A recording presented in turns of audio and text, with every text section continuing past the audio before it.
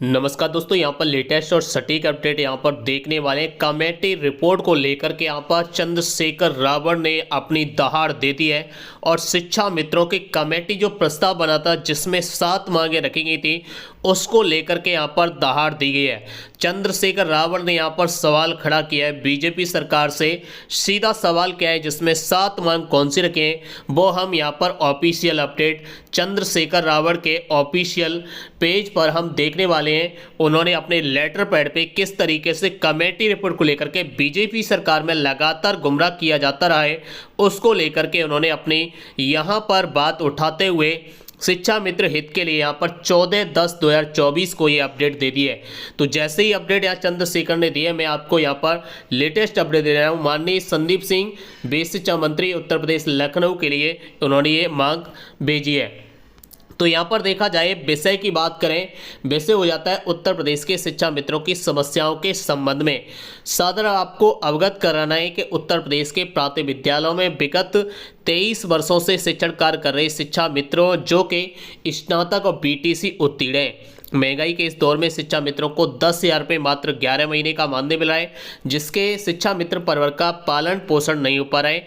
इस कारण उत्तर प्रदेश के शिक्षा मित्र आर्थिक एवं मानसिक परेशान होकर के आत्महत्या जैसे प्रगाढ़घात कदम उठा रहे हैं। यद्यपि भीम आर्मी आजाद समाज पार्टी यानी काशीराम आत्महत्या जैसे कदमों को सही नहीं मानती है, जो कि अत्यधिक चिंता का विषय है। ऐसे में शासन का तुरंत हस्तक्षेप अनिवार्य है। महोदय श्रीमान प्रमुख सचिव बेसिक निदेशक श्रीमान निदेशक महोदय की अध्यक्षता में एक कमेटी का गठन 14 नवंबर 2023 को किया गया था। उक्त कमेटी कई बार बैठक के उपरांत अपना प्रस्ताव शासन को भेजा था। उसके बाद की प्रक्रिया चुनाव आचार संहिता लागू होने के कारण से रुक गई थी, लेकिन उन्होंने आगे ये भी बताया। अतः आपसे विनम्र निवेदन है कि कमेटी द्वारा भेजे गए प्रस्ताव को शीघ्र लागू कराने की कृपा करें, जिससे शिक्षा मित्रों को निम्नलिखित समस्याओं का समाधान हो सके।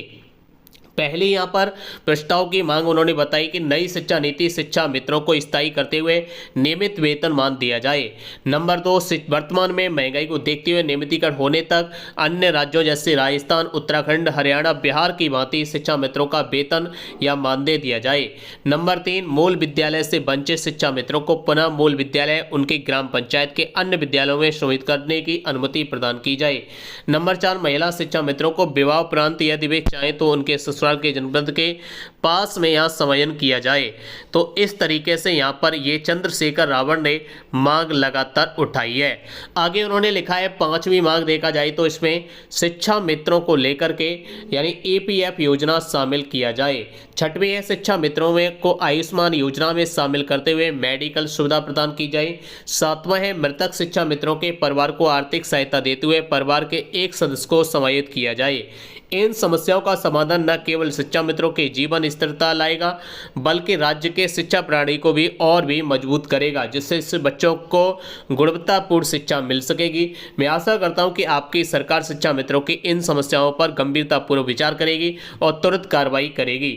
सादर धन्यवाद। यहाँ पर ये देख सकते हैं चंद्रशेखर रावण की तरफ से ये आजाद चंद्रशेखर की तरफ से ये बात यहाँ पर रखी गई है कि आपने जो कमेटी बनाई थी उसके बाद कई सारे प्रस्ताव भेजे गए, कई सारी मीटिंगें हुई, उसके बाद अभी तक कमेटी रिपोर्ट लागू नहीं की गई है, तो उससे लागू किया जाए, उसका खुलासा किया जाए, वो शिक्षा मित्रों के लिए इन 7 समस्याओं पर समाधान किया जाए। कमेटी रिपोर्ट 2023 की जो 14 नवंबर को बनाई गई थी कमेटी, उसका खुलासा किया जाए जो चंद्रशेखर ने आवाज़ उठाई है। क्या आपकी नज़रों में सही कार्य है? आप अपनी राय कमेंट बॉक्स में जरूर बताएं। आप इसको किस तरीके से देखते हैं? साथ ही साथ आपको ये भी याद रखना है अभी तक सरकार की तरफ से कोई एक पैसे वृद्धि की कहीं से भी कोई ऑफिशियल अपडेट नहीं है। केवल अभी तक जो मानदेय वृद्धि कभी दिवाली से पहले दिलवाया जाता है, कभी आपको यहाँ पर नवरात्रि के 10वीं से पहले दिलवाया जाता है। ये सारी मनगढ़ंत कहानियाँ केवल नेताओं के द्वारा शिक्षा मित्रों के द्वारा ही दी जा रही हैं।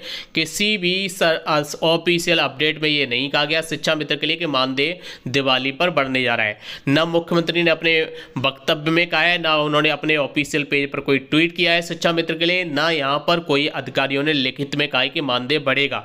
तो यहाँ पर इस तरीके से आप भ्रमित ना हो। सतीश 2.0 पे सही और सटीक अपडेट पाने के लिए चैनल के साथ जुड़ रहे हैं।